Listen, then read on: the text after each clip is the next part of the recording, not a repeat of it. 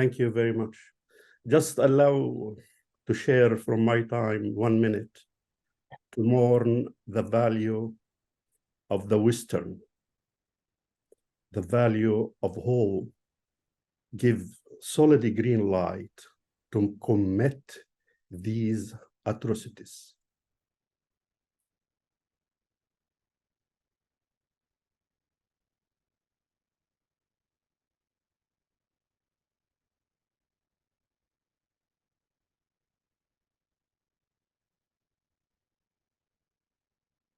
I will not ever mourn the victims of Palestine. I will not ever, never mourn those killed in Gaza because they are brave. I only can stand up for them and creating them and do all my effort to support them with all means. These people who struggle since 100 years deserve the right to self-defense, not Israel. When we look at the policymakers in the West, we see they fall hostages to the events of 7th of October. And no, we don't know who can free them. When Blinken in Jordan asked, 10,000 not enough to stop this bloody war? 10,000 not enough to stop this madness? He escaped. He escaped and go to drop tears on the Israelis and start talking about the 7th of October. It's time to pass these events. It's time to put an end to this genocide. Don't undermine the people in the streets in the Middle East. If you undermine the regime in the Middle East and find that they are in your pocket, don't undermine the people there. There is something will happen. They will not be expected. Learn the lesson from Afghanistan, from Iraq. I'm not surprised by the way, I'm not surprised by the position of the West. These are dictatorship regimes with a mask of democracy. You see what happened after the things happened after 7 October. They try their best until now to wash the crimes of Israel. They try to wash all these atrocities committed in the daylight. But do they succeed? No. No. We are moving from massacre to massacre, and until now, they call it self-defense when they call it bloody shed, when they call it genocide. Why they don't listen? They are human. They are bleeding. They are crying. Children, women.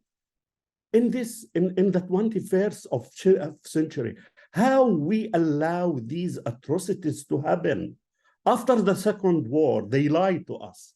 They said, never again. And it is again and again and again. We should, with all a human being in this world, to explore the way to put the pressure on these cowards. How we can push them to stop. Which mechanism we can use. There is a session called the emergency session in the General Assembly, which replaced the Security Council. With the Security Council take any measures threat the security and peace in the world. They go there and they put a proposal draft resolution, but this born dead. because it hasn't any mechanism. The session is still open. Any state can go there and reopen it with a powerful draft calling to impose ceasefire by using force under the United Nations umbrella. But this needs superpowers to do it. Shall we call China, Russia, whatsoever? It happened in 1956 when France and Britain attacked Egypt and Israel. It happens in Namibia. But when it comes to Palestine, we saw that the international law is funny. The United Nations is more funny. Just the General Secretary express his worries. It's a great. They exhaust all the terms of worries by the way, in the dictionary. There is no other terms now still available. So, as a human being, I always, since the start of this tragedy, ask myself, how can we stop this? How can we stop this this fire not to extend to the whole region? Because you know, the decision makers don't care. Just Blinken, like I don't want to use the terms. He moved from country to another to ask them, don't extend the violence, don't do that. Meanwhile, he gave a green light, solid green light, to Israel to wipe Gaza from the map. And this is what happened. In the 21st century, people in Gaza now, right now, while I'm talking to you, they don't find a drink, water for a drink, food. Isn't it that shameful? In all means, what is the funny things in the West? The politicians always fighting each other in the parliaments, and the ruler party and the opposition. The only thing I found they agree, only Israel. When Israel do anything, they give the green light and approve whatever Israel do. So what we can do? The international justice of court, its doors is opened.